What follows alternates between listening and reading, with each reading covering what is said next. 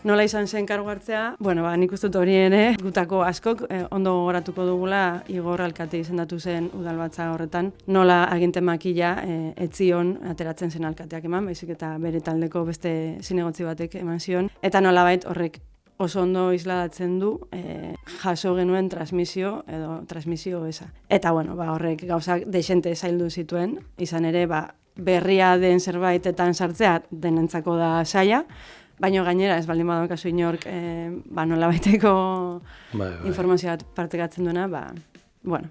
Eta kasu honetan, horre azpimarratu nahi dut, informazio hori jaso dugula udal langileen bitartez, teknikarien bitartez. Oso modu honean hartu gaituztela, eta bide lagun, inkluso itxasargi ere izan direla hainbat momentutan, beraiei esker atera dire aurrera proiektu asko. Baina, ez borondate politikoagatik, kasu honetan izan da gehiago, bertako langileen